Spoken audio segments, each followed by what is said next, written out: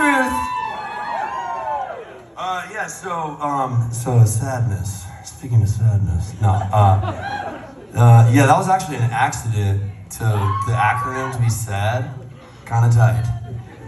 Kind of cool. Kind of apropos. Yeah, so that came about from a period of my life that I knew obviously needed way more than reassessment and way more than rehabilitation of the body and the mind. I had to really get in there and figure out what that was that kept throwing me back into a hole every time I got out, every single time. And I get down the road, next thing I know I'd be in a hole, and I'm like, how do I break this fucking pattern? Like, how do I do this? And I was playing John Prine's festival.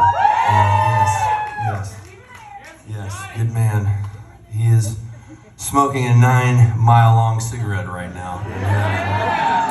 Anyways, I was there, and I don't know if it's the environment or like the vibe or whatever, but I was hitting like a breaking point. I literally said to myself, something is happening.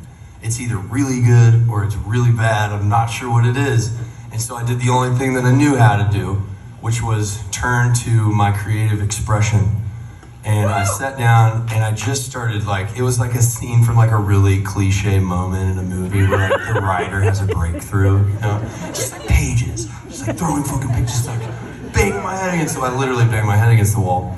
And this phrase came out immediately, shape the life you want by destroying what obstructs your soul. And I was like, I mean, if you put it like that sounds pretty simple. Just like, why don't I just focus on the things that are keeping me from feeling like I'm truly just being what I've always wanted to be, which is comfortable in my own skin.